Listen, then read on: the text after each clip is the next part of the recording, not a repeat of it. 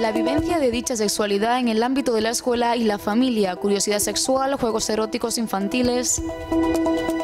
Buenas noches. En Navarra, a partir del próximo curso escolar, el juego de jugar a papás y a mamás en el patio podría derivar en juegos eróticos infantiles para los pequeños de entre 0 y 6 años. Se trata del programa Escolai, que el Gobierno de Navarra, de Uxue Barcos, ya ha conseguido colar en más de 100 centros y que pretende implantar en la totalidad para el próximo curso lectivo.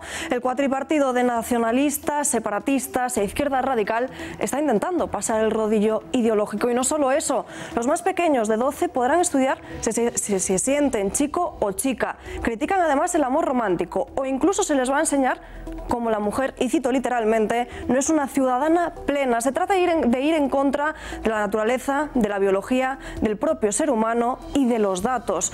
Del propio ser humano, porque si hay algo que nos diferencia de los animales es la conciencia, la voluntad y el amor. Y de los datos, porque justamente el pasado año en la Universidad de Navarra había más estudiantes mujeres que hombres, exactamente el 53%, y del fracaso escolar hay más casos de hombres que de mujeres. Lo que hay de fondo es implantar la progresía de las leyes de género y del feminismo más radical, obligando a los demás a bailar el agua sin ni siquiera poder discrepar. Lo disfrazan de libertad, pero lo que verdaderamente están encubriendo es un intento abusivo de pervertir a los menores y adoctrinarlos según su cuerda ideológica. Más noticias en nuestro sumario.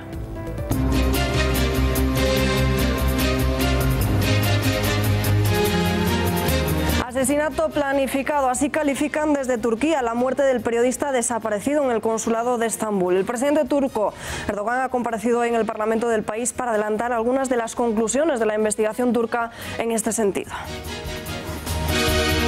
Bilimlerimizin elinde henüz değerlendirme safhasında olan kimi bilgiler hadisenin kesinlikle planlı olduğuna zaten işaret ediyor. Bu bilgilerin değerlendirmesi tamamlandıkça savcılıktaki soruşturma dosyasında yerlerini alacaktır.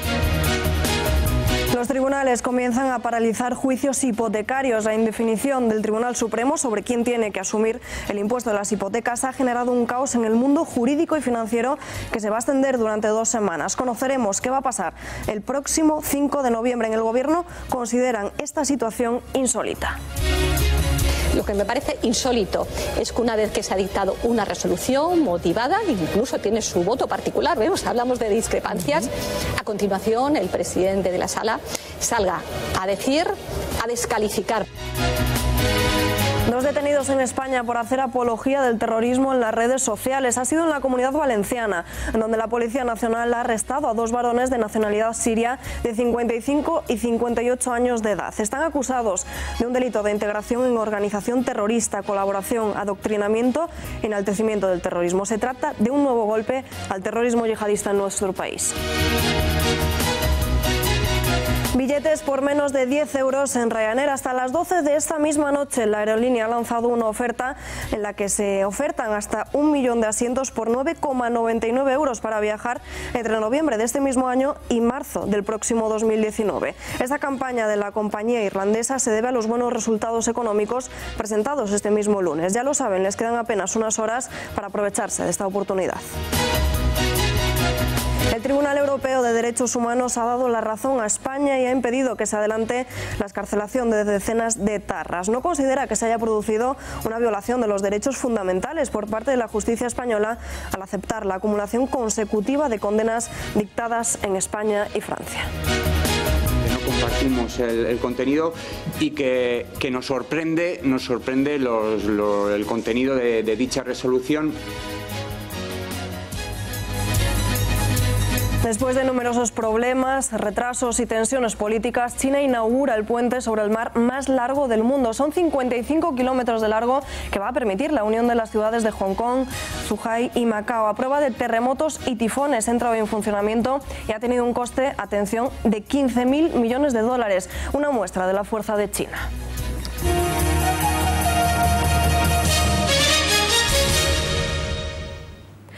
golpe al terrorismo yihadista en nuestro país. 2 detenidos en la Comunidad Valenciana por difundir el ideario yihadista. La Policía Nacional ha arrestado esta misma mañana en Valencia y Alicante a 2 varones de 55 y 58 años por su presunta participación en un delito de integración en organización terrorista, colaboración, adoctrinamiento y enaltecimiento del terrorismo. Los detenidos mostraban un elevado nivel de radicalización y actuaban como importantes dinamizadores informativos, difundiendo la doctrina de los grupos yihadistas de Daesh y Al-Qaeda. Cada uno de los arrestados mostraba preferencia por una de las organizaciones terroristas. Incluso uno de los detenidos había alcanzado un estatus superior en la estructura informativa de Daesh.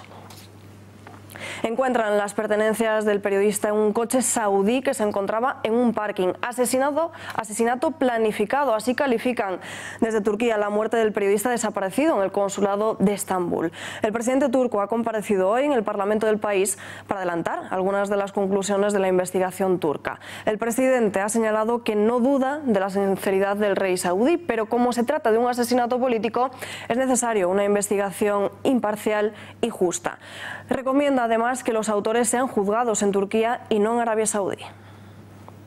Birimlerimizin elinde henüz değerlendirme safhasında olan kimi bilgiler hadisenin kesinlikle planlı olduğuna zaten işaret ediyor.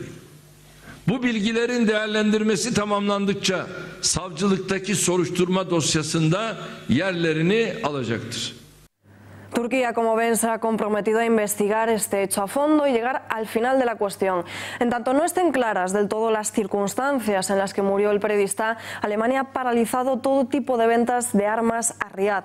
El país de Merkel solicitaba ayer que otros países siguiesen su mismo ejemplo y el debate, como no podía ser de otra forma, ha llegado a España. Partido Socialista, PP y Ciudadanos han votado juntos. La Comisión de Defensa del Congreso ha rechazado con el voto de las 3 formaciones vetar la venta de armas a Arabia. La proposición no de ley de Compromís pretendía aglutinar una fuerza parlamentaria suficiente para obligar a Pedro Sánchez a pronunciarse ante el Pleno siguiendo el mismo ejemplo y caso del país germano. Esto no tiene consecuencias, pero ha sido un pleno simbólico, es decir, que sirve para saber cuál es la posición de todos los partidos en la comisión. Unidos Podemos y los nacionalistas catalanes se han unido a la iniciativa de Compromís, no así el PNV, que ha optado por abstenerse.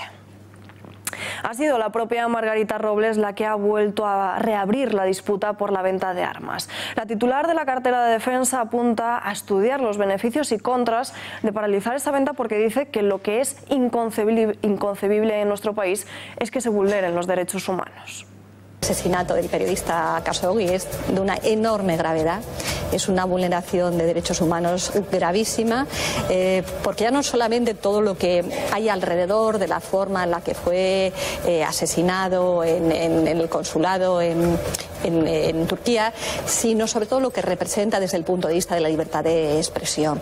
Y por eso yo creo que es muy importante la reacción que está habiendo en la comunidad internacional, desde Naciones Unidas, desde la Unión Europea.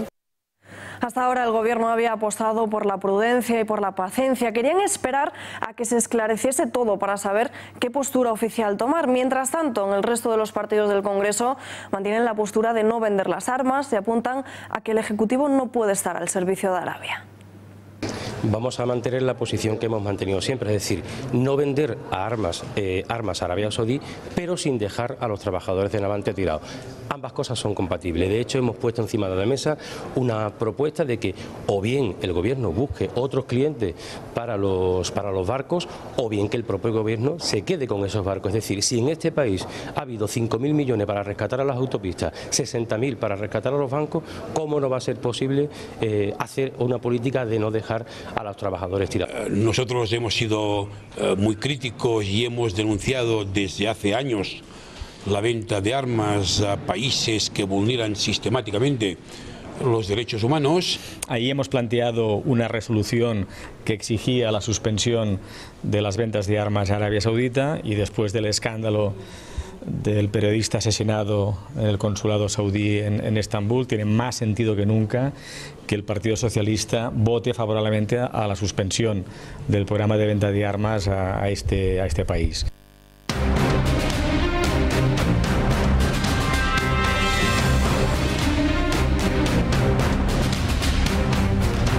Abrimos sección del Mundo en Guerra con Bruno Navarro, militar en excedencia, analista en seguridad y defensa. Bruno, muy buenas noches. Buenas noches, Alba. Bueno, ¿debería paralizarse la venta de armas a Arabia Saudí?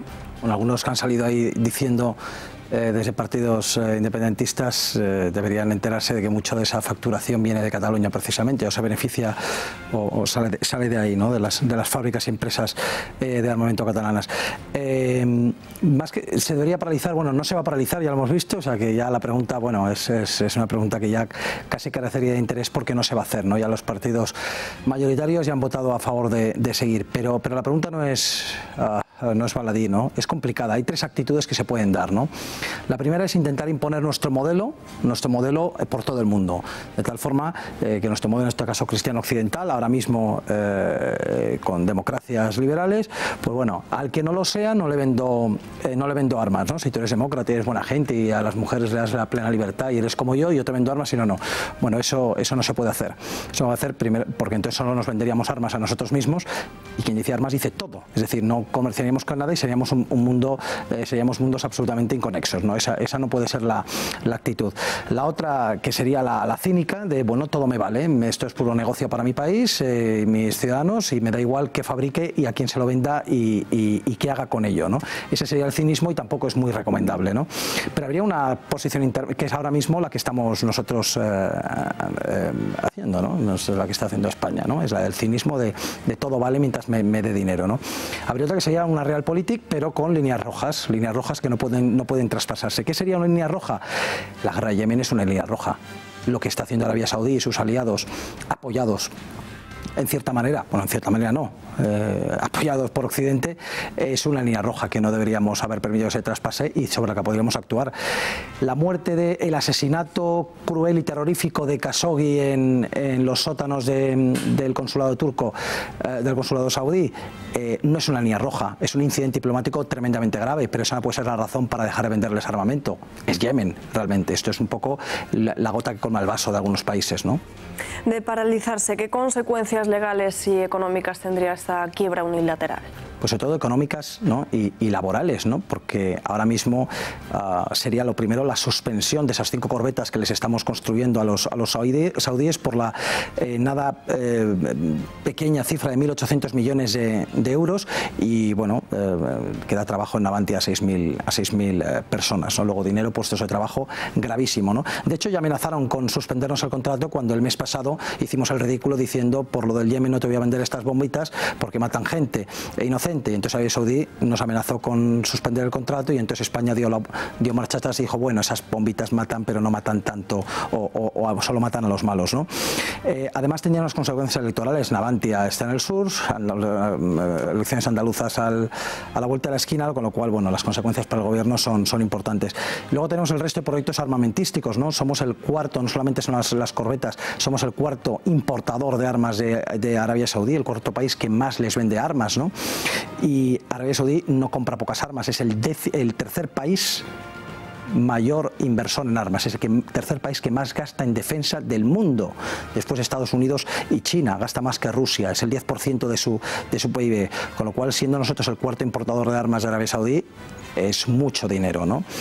Y luego las infraestructuras, siendo esto importante, es mucho más importante, son mucho más importantes los proyectos en los que España está metido ahí. Hablábamos de que las corbetas son 1.800 millones, pero es que en infraestructuras tenemos 17.000 millones de beneficios para las empresas españolas en proyectos como todo lo conocemos por todo el mundo ya, como el metro de Riad, como el tren de alta velocidad de la Meca a Medina, como generación eléctrica, plantas petroquímicas, etcétera. Con lo cual, eso también se podría ir al traste, a lo mejor no todo, pero varios proyectos también podrían acabarse, ¿no? Las consecuencias son importantes.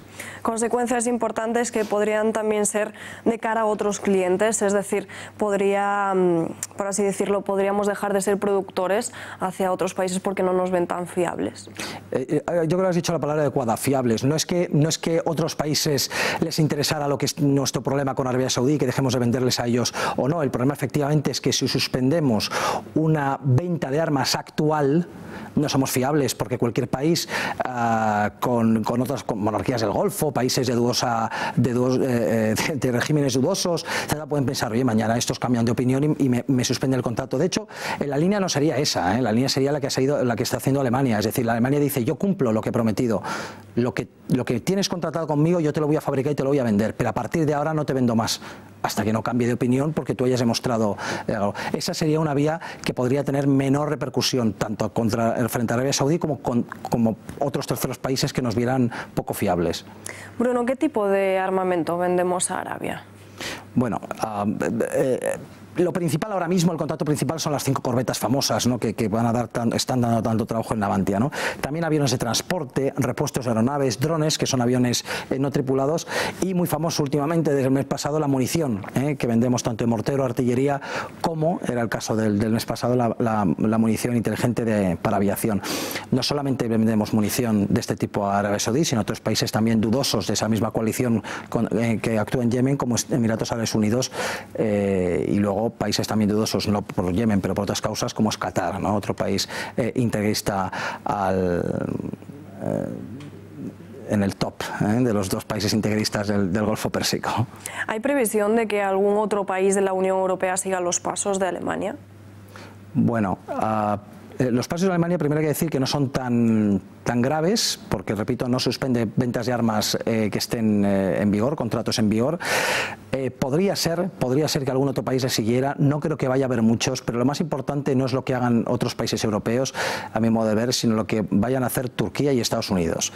Y francamente, al tenor de lo visto, especialmente Estados Unidos, poco va a hacer, porque ya se ha demostrado lo que hay, lo ha aceptado el régimen saudí, se ha inventado una excusa ridícula que es absolutamente increíble y sin embargo Trump la ha comprado, y la ha comprado sencillamente porque en su idea del mundo de Oriente Medio, Estados Unidos tiene un aliado muy importante que es Arabia Saudí, que junto con Turquía, que aunque Arabia Saudí y Turquía no se llevan bien, son aliados en la lucha contra Irán y en cierta medida Rusia. Con lo cual, como Trump y Estados Unidos sigue envuelto, sigue viajando a esa, a mi modo de ver, política sin salida o vía sin futuro, que es el enfrentamiento directo con Irán y Rusia, pues tiene que seguir manteniendo los aliados, y si eso supone aceptar todo lo que haga Arabia Saudí contra los derechos humanos y todas las brutalidades que haga, pues lo aceptará. Así que yo creo que si Estados Unidos, como parece ser, lo acepta, y si Turquía no toma graves represalias, creo que el resto de países europeos, salvo caso de Alemania y tal, que repito, no es muy grave porque no suspende contratos en vigor, la cosa va a quedar, lamentablemente, a mi opinión, en poco. Bueno, pues ahí queda. Bruno Navarro, como un martes más, muchísimas gracias por estar en este informativo. Muy buenas noches. Gracias a vosotros, buenas noches. Más asuntos, incertidumbre hasta el 5 de noviembre, las dudas en torno a quién va a ser finalmente el que se haga cargo del impuesto de escritura hipotecaria, si los bancos o el propio cliente, ha provocado que juzgados de toda España hayan congelado la deliberación y fallo de todos los asuntos relacionados con este tema. Todos ellos están a la espera de que el Supremo se pronuncie. Aún quedan 15 días, pero el Pleno está dividido. Unos apoyan que sean los que paguen los bancos, otros los clientes y otros que paguen los bancos, pero sin retroactividad. Los acontecimientos han creado desconcierto en los clientes, las entidades y los notarios que se encargan de tramitar este gravamen de actos jurídicos documentados, pero también una inseguridad jurídica que se extiende a todos los tribunales que carecen ahora de jurisprudencia válida. El Gobierno se ha mostrado crítico con el presidente de la Sala de lo Contencioso Administrativo, el mismo que el viernes decidió congelar la sentencia que se había pronunciado apenas 48 horas antes. La ministra de Defensa todavía no da crédito a lo sucedido. Lo que me parece insólito es que una vez que se ha dictado una resolución motivada, incluso tiene su voto particular, hablamos de discrepancias, a continuación el presidente de la sala salga a decir, a descalificar, porque de alguna manera descalifica a esos magistrados, diciendo que se va a convocar un pleno. Eso es insólito. Yo le puedo decir que yo he estado 12 años en esa sala del Tribunal Supremo, nunca he visto nada en ese sentido. Me parece que no es bueno porque puede romper esa imagen de seguridad jurídica que es tan importante. Más voces del Ejecutivo que se han pronunciado en esta materia. La portavoz socialista en el Congreso, Adriana Lastra, ha considerado que se ha creado mucha inseguridad jurídica a raíz de la sentencia del Supremo, por lo que espera que el mismo tribunal lo resuelva con la mayor rapidez posible. Mira, a mí lo que me parece es que se ha generado mucha inseguridad jurídica, que yo pienso en todas aquellas personas que están a punto de firmar el contrato de sus vidas, que están a punto de firmar una hipoteca que para la inmensa mayoría de la ciudadanía es el contrato de su vida y que ahora mismo no saben a qué atenerse. Y lo que espero es que el Supremo cuanto antes pueda avanzar, que es finalmente lo que va a hacer, sobre todo por seguridad jurídica de la gente. De esa inseguridad también ha hablado hoy el líder de Ciudadanos. Albert Rivera ha puesto de manifiesto que hay millones y millones de españoles esperando para saber qué decide finalmente el alto tribunal. Rivera censura e insiste en que la justicia tiene que resolverlo ya y luego que sean los poderes públicos los que busquen una solución. Y ahora se produce una situación sin precedentes. Tenemos una resolución judicial que además está bloqueada en el limbo, una propuesta a la espera, y eso, más allá de lo que decía el Supremo, eso genera inseguridad jurídica en los bancos, pero sobre todo inseguridad jurídica en las familias, porque cuando hablamos de inseguridad jurídica no solo hablamos de empresas, hablamos de familias, de millones de españoles que están esperando a poner en marcha un proyecto de vida. Más reacciones en el resto de partidos políticos, especialmente en las confluencias de Unidos Podemos, exigen que se aplique la ley y que sean las entidades bancarias las que se hagan cargo de pagar este impuesto y no los ciudadanos que soliciten una hipoteca. E incluso el partido de Pablo Iglesias se ha querellado por prevaricación contra el juez que ha frenado la sentencia de las hipotecas. Bueno, nos parece significativo y diría que incluso completamente fuera de lugar que el Supremo se esté posicionando de esta forma. Nos parece que de alguna forma el Supremo lo que tiene que hacer es aplicar la ley y en todo caso lo que seguro que tiene que hacer es aplicarla, digamos, en el interés de los bancos. En todo caso la tiene que aplicar en función del interés general. Se habla de las consecuencias y en todo caso si hay consecuencias al respecto de esta sentencia, para nosotros y nosotras son evidentemente positivas para las familias. Esperamos que el próximo 5 de noviembre no se rectifique esa sentencia porque sería realmente una injusticia histórica. Y lo que vamos a hacer es, aparte de alegrarnos porque Margarita Robles critique esa rectificación, es pedirle al Gobierno que haga más y que haga lo que puede hacer. Y en este caso es modificar la ley para que efectivamente quede claro que los impuestos de las hipotecas deben ser asumidos por las entidades financieras. Analizamos todo este asunto con Daniel Rodríguez Asensio, economista del Club de los Viernes. Señor Rodríguez, muy buenas noches. Un placer tenerle en este informativo. Buenas noches. Bueno, antes de nada, si tuviese que apostar, ¿hacia qué lado se inclina la balanza? ¿Del cliente o de los bancos? Yo creo que lo primero, esto de se inclina la balanza, es un lenguaje un poco peligroso porque significa que unos ganan y otros pierden. Y en este tema de las hipotecas y el Tribunal Supremo, el único que gana es el Estado, que es el que recibe los recursos que ahora tenemos los ciudadanos en nuestro bolsillo y decide que lo puede gastar mejor que nosotros. Entonces es el único que gana. Yo creo personalmente que el Tribunal Supremo no va a cambiar su decisión y por tanto todos estos gastos los va a asumir el banco. Pero esto significa que automáticamente los bancos van a subir el tipo de interés de las hipotecas. De hecho, ya está ocurriendo. Hoy leía alguna noticia que alguna entidad bancaria ya había decidido subir un 0,10% los tipos de interés de las hipotecas. ¿Eso qué significa? 2.000 euros al año de media por familia. Por consiguiente, todas las familias que ahora mismo están hipotecadas, que son unas 400.000 aproximadamente, pues tienen que celebrar que les van a devolver dinero, pero todas las familias que en el futuro se vayan a hipotecar o nos vayamos a hipotecar, creo que no tenemos nada que celebrar porque lo vamos a pagar con creces. Y además, los que nos hipotecamos no somos ricos ni extraterrestres, somos clase media trabajadora que necesitamos a los bancos para comprar un inmueble, que recordemos que es uno de los principales activos en los que las familias españolas ahorran. Ya ha dado el dato de las 400.000 hipotecas actualmente vivas. En España hay unos 18 millones y medio de hogares aproximadamente y más de un 80% están en propiedad, para que se haga una idea del desajuste a futuro que puede existir y que vamos a pagar nosotros. Es decir, hablar de ganadores y perdedores es una visión económica un tanto cortoplacista, diría yo.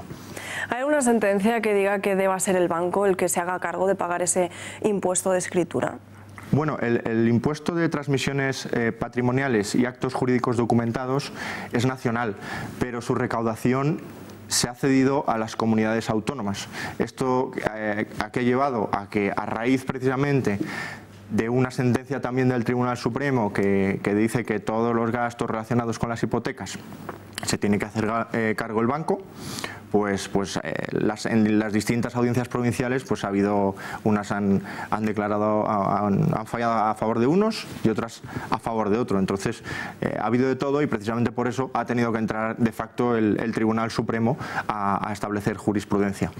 ¿Qué es lo que tienen que hacer ahora mismo todas esas personas que tienen que firmar ya mismo una hipoteca? Pues lo que tienen que hacer es esperar y prepararse para pagar más por su hipoteca. Ahora mismo si vas al banco está cerrada la ventanilla de hipotecas, está cerrada precisamente por esta situación de inestabilidad. Entonces lo que va a ocurrir es que vamos a estar 1-2 semanas con un sector económico boyante cerrado, parado. Y toda esa gente que iba a firmar mañana o pasado una hipoteca, pues muy probablemente verán cómo las condiciones de la hipoteca se les cambian de forma unilateral y al alza. Yo por lo menos es lo que esperaría si en este momento fuera a firmar una hipoteca. ¿Y esos clientes que ya tienen su hipoteca, qué es mejor? ¿Que esperen o que reclamen ya? Yo creo que lo prudente es esperar a ver el fallo del Tribunal Supremo. Y una vez que el Tribunal Supremo falle, hay que esperar incluso más a que se establezcan procedimientos, digamos, automatizados para proceder a la devolución de todos esos recursos si es que falla en contra de los bancos. Yo le calculo que de aquí a final de año es complicado que podamos empezar a pedir que nos devuelvan ese dinero y a que el banco nos diga algo de forma seria. Bueno, todo esto es lo que sucede dentro de España, pero fuera de nuestras fronteras, ¿cómo es la situación? A ver, este impuesto es un impuesto muy peculiar, muy específico. Es un impuesto que al final grava una situación masiva que ocurre en España y que es peculiar además de nuestro país, y es eso, la compra de vivienda, bien de segunda mano o bien vivienda nueva. Nosotros, repito, somos uno de los países europeos donde más vivienda compramos porque lo vemos como un activo de ahorro que nunca se deprecia. Entonces es muy difícil encontrar un impuesto con estas características en Europa. Personalmente yo no lo he encontrado. He hablado con gente, expertos en tributación, y tampoco han encontrado nada concreto igual que este impuesto.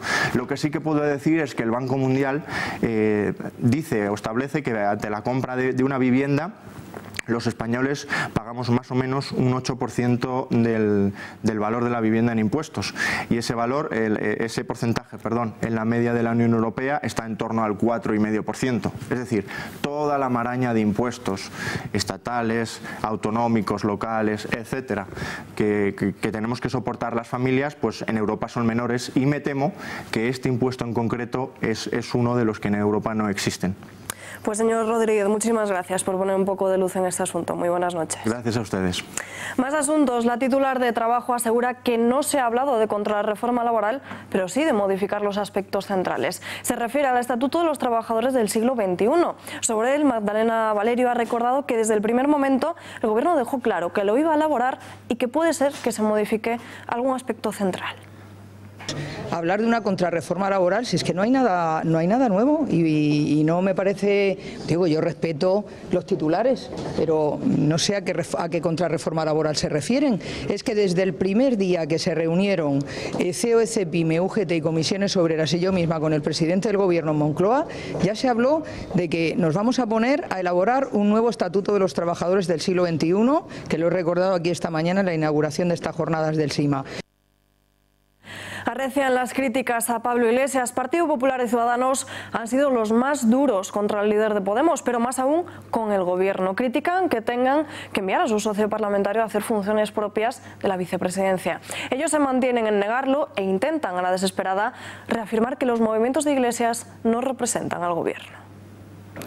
Pues que a mí no me gustaría que Pablo Iglesias opinara sobre mi agenda y yo no voy a opinar sobre la suya. Que vaya y haga lo que le dé la gana. Está en su perfecto derecho también. Otra cosa es que, obviamente, no representa al Gobierno. Diputados socialistas apuntan a que Iglesias tiene la libertad que desee para reunirse con quien quiera, pero que en absoluto es vinculante a los intereses del Ejecutivo. Inciden en que él no está negociando ni debatiendo los presupuestos en nombre de la Moncloa. está negociando los presupuestos. Ayer fue a ver el Lehendakari y ya le dijo el Lehendakari que él no negocia los presupuestos. O sea, ¿que le parece bien los encuentros que está llevando a cabo? Cada uno hace lo que quiere. Muchas gracias. Esquerra ha avisado este martes al Gobierno de que no va a participar en ninguna reunión para negociar las cuentas del Estado si no hace algún movimiento en favor de los golpistas separatistas en prisión y que, por tanto, ni siquiera le invite. Dice Joan Tardá que para qué, que antes se dejen de tonterías y luego ya se hablará. De hecho, creo que ya hablamos todos suficientemente claro como para que nos ahorremos hacer payasadas. Esquerra Republicana no participará en ninguna reunión relacionada con los presupuestos, ni tan solo iremos a las comparecencias que se puedan celebrar para informar de los presupuestos si previamente el Gobierno no hace aquel movimiento que le hemos reclamado. En el Ejecutivo no han movido ni un ápice. Dicen que ellos no han enviado al líder de Podemos a negociar este proyecto, pero es que ellos parece que no se han esforzado por el momento en recabar esos apoyos. En el PDeCAT niegan haber recibido llamada alguna, pero eso sí, que si lo hacen, Sánchez tendrá la puerta abierta y ellos les van a explicar cuál es su posición.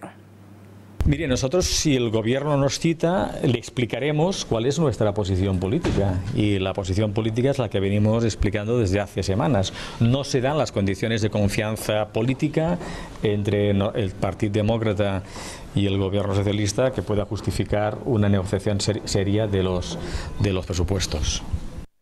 El presidente del Gobierno de Cataluña, Quim Torra, y el expresidente Carles Puigdemont han anunciado que van a activar el llamado Consejo de la República el próximo 30 de octubre en el Palau de la Generalitat, en Barcelona.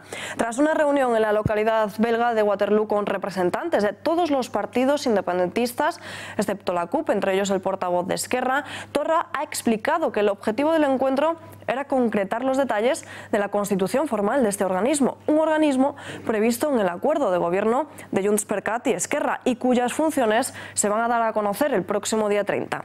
En una comparecencia conjunta, Puigdemont ha dicho que el Consejo ya está a punto y que podría ser presentado públicamente ese mismo día. El Ejecutivo de Pedro Sánchez continúa sin plantar cara al separatismo. Saben que sin su apoyo, la debilidad de sus 84 diputados sería todavía más evidente e incluso el socialista podría ser arrojado directamente a una llamada a unas urnas. Sobre este Consejo de la República, en la bancada del Gobierno, se muestran esperanzados de que únicamente sea una declaración de intenciones y que no vayan más allá. Grandes declaraciones, los grandes aspavientos de los líderes soberanistas, pero que luego a la hora de la verdad no tienen ninguna implicación legal o jurídica.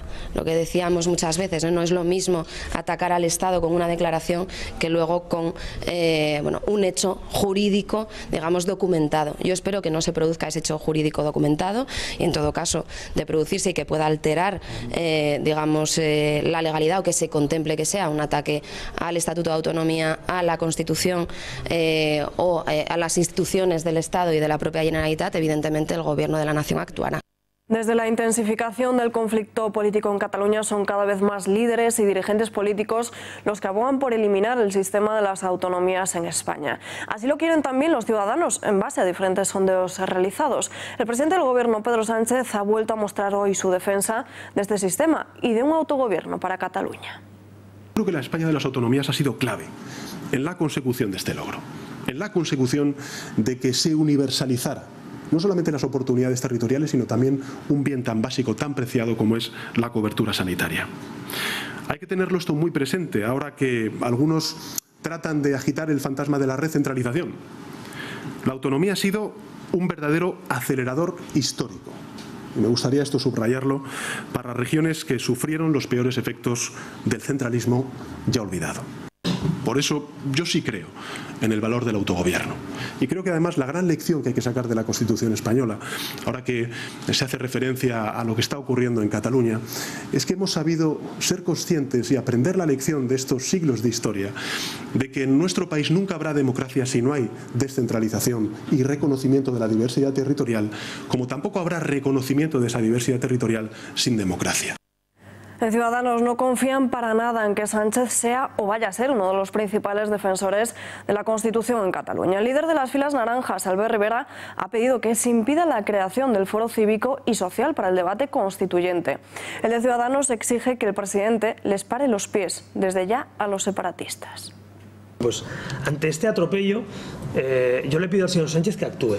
El pacto de la cárcel no puede implicar ni indultos, ni privilegios, ni que se pisotee la Constitución y el Estatuto. El pacto de la cárcel de Sánchez e Iglesia con los golpistas no puede implicar que se constituya un gobierno paralelo a la Generalitat. La Generalitat de Cataluña es Estado. La Generalitat de Cataluña somos todos los que vivimos o estamos en Cataluña. Y la Generalitat, además, es una institución democrática de nuestra Constitución. Por tanto, quieren liquidar la Generalitat porque no les gusta la autonomía. No les gusta ser parte de España. Quieren liquidar lo que les hace ser parte de España, que es la autonomía catalana. Hablamos de todo lo que sucede en Cataluña con Sergi Fidalgo, director del Catalan.es. Tenemos conexión a través de Skype con el señor Fidalgo. Muy buenas noches, un placer saludarle. Hola, muy buenas noches. 30 de octubre, activación del llamado Consejo de la República. ¿Es una declaración de intenciones, como espera el Gobierno, o va más allá? Hombre, la verdad es que de momento parece más bien otra payasada más del separatismo para hacer ver que hace muchas cosas cuando realmente no hace nada. De hecho, a la aquelarre que celebraron en Waterloo ayer, Esquerra mandó una delegación de muy bajo nivel, la CUP no fue, ANC mandó que llevaba los bocatas y Òmnium llevó a que llevaba los cafés, o sea, no fueron los presidentes. Entonces, este Consejo de la República ha nacido ya muerto, porque las principales fuerzas que deberían mostrar interés, pues tampoco fue Torrent, o sea, es que no fue nadie, fue Torra, y porque Torra le debe haber puesto a Puigdemont. Por lo tanto, no es que sea una declaración de intenciones, es básicamente una chorrada más.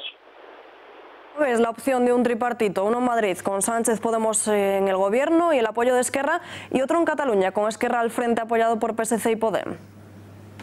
La política catalana, como cada día nos da sorpresa, yo ya no descartaría nada de nada. De hecho, hace unos años ya vimos un tripartito con Esquerra Republicana, Iniciativa y el PSC. Todo sería posible, pero también es cierto que ahora mismo, si Esquerra no tiene algún gesto de cara a aceptar la legalidad, se le va a hacer muy difícil al PSOE poder, y por lo tanto al PSC, aceptar un tripartito por mucho que sean unos intercambios así extraños en Madrid y en Barcelona. Por lo tanto, Esquerra ha de volver a la senda constitucional de una manera clara, dejar los desafíos que, sobre todo, Torra y Puigdemont están lanzando cada día, entonces podría ser posible. Ahora mismo es inviable. Pues Sergi Fidalgo, muchísimas gracias por estar con nosotros en directo. Buenas noches. Buenas noches. Miramos ahora hacia Andalucía porque según van pasando los días queda menos para las elecciones en la región y por tanto la tensión también va en aumento. La presidenta de la Junta, Susana Díaz, ha lanzado dardos envenenados contra los populares. Les acusa de hacer una campaña tóxica en Andalucía. Solo se insultan, ¿no? Si alguien viene aquí y nos insulta, pues es evidente que no está haciendo campaña por sus candidatos, sino que está hablando mal de esta. Pero criticar la gestión de usted no es insultar a los Al andaluces, revés, ¿no? si es normal que me critiquen a mí porque soy la presidenta, eso es normal y es legítimo, y yo lo comprendo. Pero una cosa es criticarme a mí y otra es atacar a Andalucía. Es decir, cuando dicen que los niños andaluces son analfabetos o están en el suelo, ¿qué están haciendo? ¿Criticando a la presidenta o hablando mal de los niños andaluces? Y de Andalucía nos vamos hasta Navarra. Escolae, así se llama el programa que se pretende implantar en la totalidad de los centros educativos de allí. Lo analizamos en la lupa de Rafa Núñez Huesca. Rafa, muy buenas noches. Muy buenas noches, Alba. Efectivamente, Escolae. Escolae es la iniciativa de la Consejería de Educación de la Comunidad Foral de Navarra, que ya saben ustedes que está presidida por Uxue Barcos, cuyo principal objetivo es un objetivo de carácter adoctrinador. Saben ustedes que el lobby LGTBI tiene en la Comunidad de Madrid, en diferentes comunidades autónomas, tiene una vocación adoctrinadora muy clara. Bueno, pues parece que Navarra es el próximo objetivo a conquistar. ¿En qué consiste este proyecto Escolae? Bueno, pues miren. Prevención de las violencias contra las mujeres y las niñas, la visibilidad de las mujeres y sus aportaciones, el respeto por las identidades, las culturas, las sexualidades y su diversidad, la participación social y el compromiso compartido de hacer realidad la igualdad. Como habrán podido ustedes comprobar, se trata, al menos en apariencia, en su descripción, estas son palabras tomadas directamente desde el documento, de un objetivo muy loable, que es el objetivo de la igualdad entre el hombre y la mujer. Sin embargo, detrás de ese objetivo suele aparecer otros asuntos un poco menos, menos transversales. Vean el siguiente documento donde explicamos cuáles las razones verdaderas, las verdaderas razones auténticas de por qué se ha puesto en marcha este proyecto Escoale. Es un proyecto diseñado, como decíamos antes, por la Consejería o el Departamento de Educación. Es un proyecto que, ojo, atención, está dirigido a todos los jóvenes, desde el principio, desde la guardería, desde los 0 años hasta la universidad y el FP, de 0 a 18 años. Además, es un proyecto que el año pasado, en el curso anterior, ya fue implantado en algunos centros de la comunidad foral, en concreto en 16 centros, y que en este curso próximo 2018-2019 se va a implantar en 100 centros más, hasta completar en los próximos años a todos los colegios públicos, privados y semiprivados o concertados de la Comunidad Foral de Navarra. Ha sido, dicen desde la Consejería de Educación, diseñado en colaboración con personas y técnicos perfectamente competentes. Este es el objetivo aséptico, la presentación de este proyecto Escoale. Alba. Sin embargo, si uno indaga o investiga un poquito más, puede encontrarse con polémicas frases y polémicas declaraciones controvertidas, como son las siguientes. Vamos a verlas. Ahí están viendo, son todos extractos del documento oficial que está manejando la Consejería de Sanidad.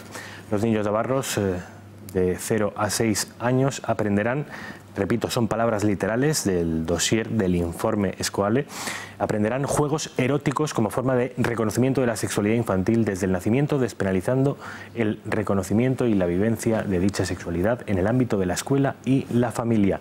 Han escuchado y han leído bien. Juegos eróticos en niños de 0 a 6 años.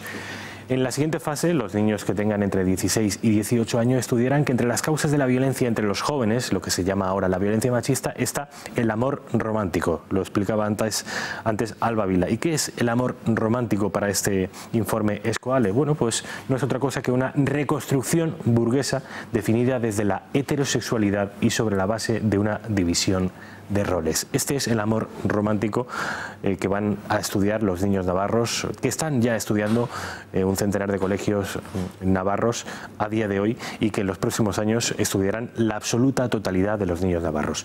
Además, y por último, los alumnos deben cuestionar, es algo que también está reflejado en este informe, deberán cuestionar, como digo, el concepto de masculinidad hegemónica. Alba, este es el informe que está siendo tan polémico, que ha sido aprobado por el Gobierno de Navarra, que hay que recordar a los espectadores que está formado por Geroa Bai, que es el partido de Uxue Barkos, que es una suerte de nacionalismo vasco a la Navarra.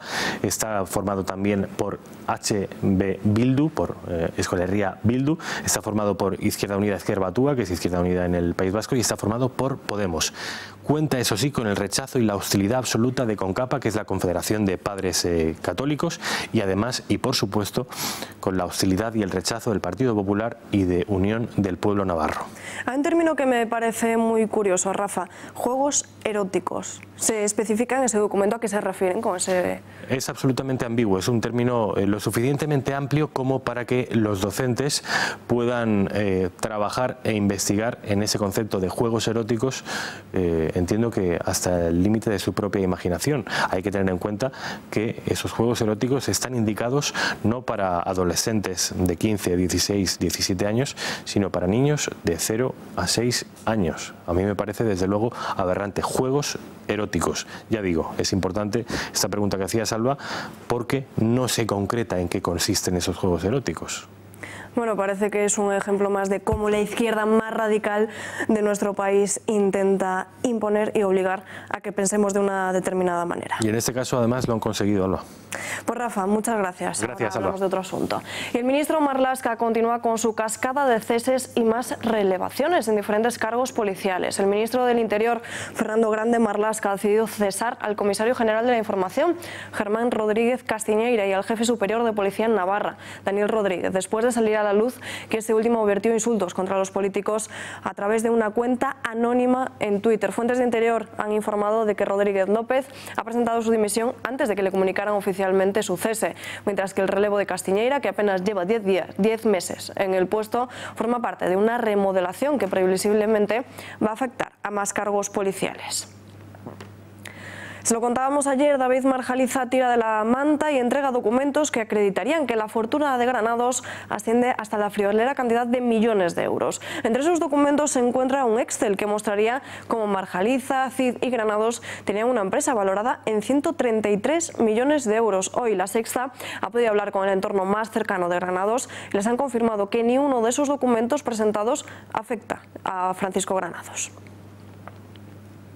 A José María Aznar le gusta la formación de Santiago Abascal. El expresidente del Gobierno le ha alabado públicamente asegurando que tiene muchísimas aptitudes. Elogia con consejo, eso sí, le pide que vuelva a otras posturas que tuvo en el pasado, haciendo clara referencia a los inicios de Abascal en el Partido Popular Vasco. Bueno, Santiago Abascal es manera de expresarse en un mitin, ¿no? Yo tuve la fortuna de conocer a su padre era una persona extraordinaria, a la vez. Su padre sufrió el acoso y él sufrió el acoso de Tarra de una manera cruel. Les pintaban, les asaltaban su casa, les pintaban, les perseguían, les hacían la vida imposible, ¿no? Su padre fue una gran persona y él es un chico lleno de cualidades, ¿no? Yo espero y deseo que sus cualidades pues las oriente políticamente donde las tuvo en otros momentos. Sorprendente que el hecho de que Vox respalde un acto de Ciudadanos. El fin, luchar contra el separatismo, coladero de votos para la formación de Abascal. Editorial con Rafa Núñez Huesca.